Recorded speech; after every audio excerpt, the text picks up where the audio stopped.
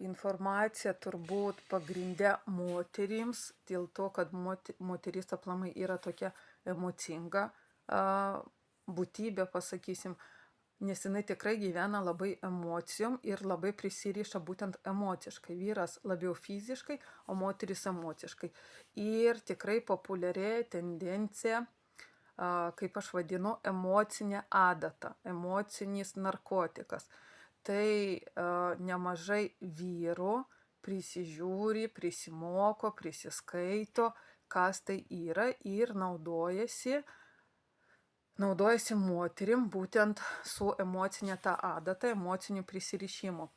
Ir ką tai reiškia? Tai čia yra tokia manipulacijos priemonė, ta emocinė adata, kad vyras ateina į moters gyvenimą, jisai labai įdėmiai klausosi, ko jinai nori. Ir jisai pradeda jai duoti to, ko jai trūksta, kad pavyzdžiui, jisai labai pradeda ją girti, jisai pastoviai sukuria nuo pirmos dienos, kokia jinai nuostabi, kaip jisai ją pamilo, kad jinai vienintelė tokia nuostabi, kad visos kitos buvo tikrai kažkokios ten ir blogos, ir dar visokios, ir žiaurios, ir negeros, o būtent, kad va tavo vienintelė, tu vienintelės, apie kurią aš aplamai svajoju ir apie kurią net negalvojau, kad galiu tokią sutikti. Jisai nešioja ją ant rankų ir kokį mėnesį, 2 dažniausiai būna. Ir tada moteris pradeda žydėti, moteris atsiduoda, moteris tokia laiminga, žinot, kaip skraido padebesiais arba ten aš 9 dangui. Ir tada ant tos viršūnėlės būnant, vyras tiesiog paima ir dingsta. Ir moteris taip lieka ten aukštai ir nesupranta, kas buvo. Taigi viskas buvo antiek nuostabu. Ir tada kokią savaitę 2 jo nėra, dažniausiai ignoruoja skambučius, ignoruoja žinutės ir tada atsiranda vėl, jūs jau nukrytot, jisai atsiranda ir sako, kad aš supratau, aš išsigandau, aš supratau, kad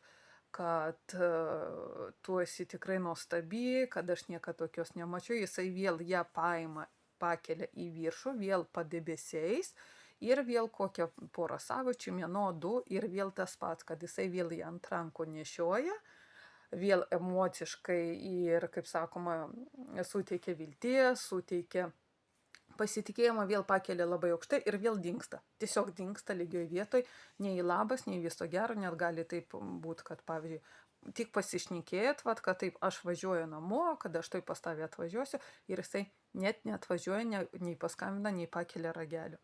Ir tai yra vienas, pavyzdžiui, toksai kabliukas, toks žinot, kaip dozės suleidimas.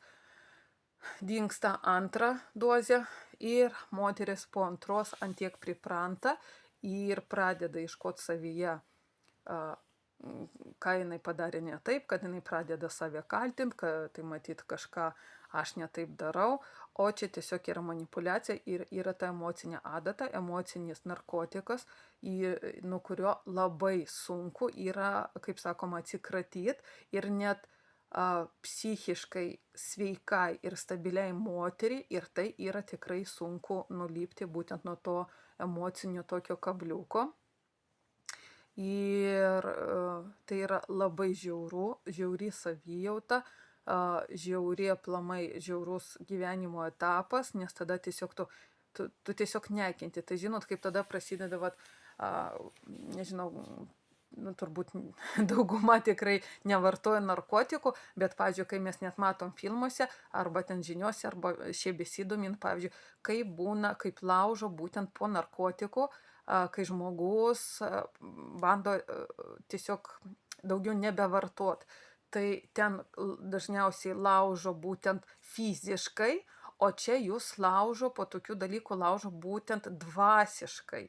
Ir atrodo nieko neskaudo, atrodo ir gyvenimas nuostabus, bet tiesiog jūs laužo iš vidaus ir nerandat savo vietos, ir vaikai nedžiugina, ir darbas nedžiugina, ir valgyti nenorit, ir depresuojat, ir atrodo lygiai vietoj, ir neturėtų tokių dalykų būti.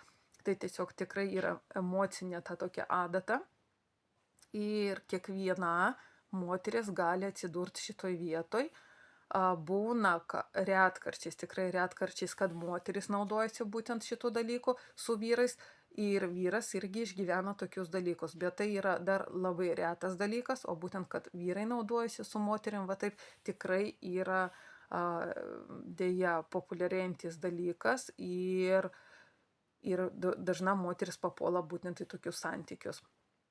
Pirmas dalykas tai ieškot pagalbos, šnekėt, būtent aiškinti, šnekėt, ieškokit psichologų, dažniausiai psichologų, nes psichologai gali ištraukti iš tenai, nes uždavinėt klausimus, bandyt kažkaip sugrąžinti jūsų būtent tą sąmonę į čia ir dabar, ištraukti iš to emocijų lietaus, pasakykim taip, liūno. Tai būtina, nes tikrai labai, labai yra žiauru toks dalykas. Ir tai nereiškia, kad ten yra moters kaltė. Moteris tiesiog, žinot, kaip aš sakau, moteris yra gera būtybė, kiekvienas nori meilės, kiekvienas nori ir mylėti, ir būti mylimas, ypač moteris, o moteris yra būtent emocinės būtybės, kad jos labai pasiduoda būtent tom emocijom. Ir kai atrodo, kad yra saugumas, jinai pradeda pasitikėti ir tiesiog čia yra, žinot, ne jūsų kaltė, o būtent čia yra manipuliavimas vyrų. Kodėl jie tai daro? Todėl, kad jie antiek yra psichologiškai, emociškai viduj nuskriausti, kad jie pasiruošia tiesiog griauti visą pasaulį aplinkui. Dažniausiai tai būna, kad būtent dabar apie vyrus, ne, kad jie nesąmoningai turi labai daug pykčio būtent ant mamos, kur nepripažins, kad taip yra, bet dažniausiai tai būna, kad jie labai pyksta ant mamos, o tiesiog kai jie negali nuskriausti savo mamos, tai jie daro taip visoms moterims, nes moteris yra moteriškos giminės ir tiesiog pakaitalas būtent mamos. Tai dėja labai liūdna, kad taip yra, bet taip yra. Ir tikrai populiarėja ir visokie net vyrams mokymai yra būtent dėl tokių dalykų, kaip lengva pasiekti moterį, kaip ją pasinaudoti, kaip iš jos išpešti naudos. Galima pasižiūrėti, pavyzdžiui, filmą yra taip iš Tinderio, kažkas ten tokį jūs galit paieškoti, gal neprisimenu, ar ten Tinderis, ar kažkaip vadinasi ten būtent, kad vat kaip iš Tinderio toks milijonierius, kuris naudojasi, ir čia pagal realius faktus, va taip, vat jisai irgi naudojasi būtent emocinę tą adatą, ir kaip jisai išnaudojo moteris, kaip jisai išviliodavo ir daug pinigų, ir daug visokios naudos, ir būtų, ir turto, ir nieks jo negalėjo priteisti dėl to, kad moteris savo norų viską tą darė. Jinai darė tiesiog, kad kiekviena moteris nori būti mylima ir nešiojama ant rankų.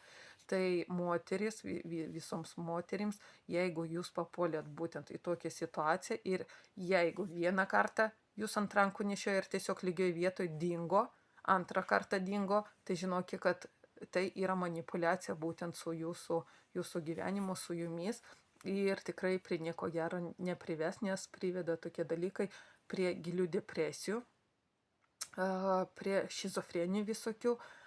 Būna, kad tikrai net moteris pradeda galvoti apie savižudybę ir tikrai taip neturi būti. Ieškokit pagalbos tokiais atvejais, neužsidarykit ir tikrai neieškokit pateisinimų vyrui, o ieškokit su kitu asmeniu, su kuo jūs galite apie tai pašnekėti, ir tikrai ieškokit pagalbos.